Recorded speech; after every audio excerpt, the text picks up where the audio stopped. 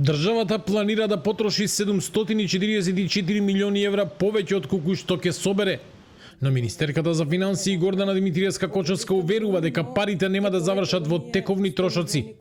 Владата го усвои ребалансот на буџетот со кој се обезбедуваат дополнителни 94 милиони евра за капитални инвестиции, за патишта, железници, водоводи, училишта и проекти во општините. Најголем дел од овие пари ќе бидат насочени кон животната средина, транспортот и образованието. Буџетскиот дефицит се зголемува на 4,1% од БДП, додека владата очекува економијата годинава да порасне за 3,5%. Зборуваме за дефицит кој ќе финансира развој. Тука има зголемување за 0,6% поени во однос на иницијалната проекција, со што буџетскиот дефицит се ревидира на 46,1 милиарда денари, односно на 4,1% од БДП. За прв пат ова зголемување на дефицитот е резултат пред се на повисоките капитални расходи и инвестициите во инфраструктурата. Не зборуваме за дефицит кој финансира тековна потрошувачка, туку за дефицит кој финансира развој.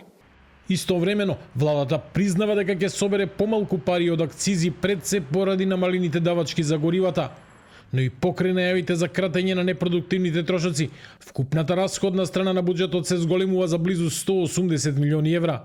Дел од дополнителните пари ќе одат за плати, субвенции, социјални надоместоци и потреби на институциите.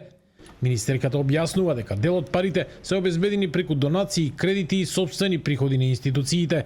На расходна страна се постигна позитивни ефекти со тоа што има одредени кратења, меѓутоа имаше и дополнувања. Дополнувањата се повеќе во насока на потребите на одредени институции. Како министер за финансии разговарав со сите поединечно, кога ќе седнете да разговарате со секој поединечно, секој пат одговорот е дека се е итно. Иначе чисто за споредба, 50 милиарди беа побарани со ребалансот на буџетот. Буџетскиот дефицит и отплатата на постојните долгови ќе се покриваат со домашни и странски заеми.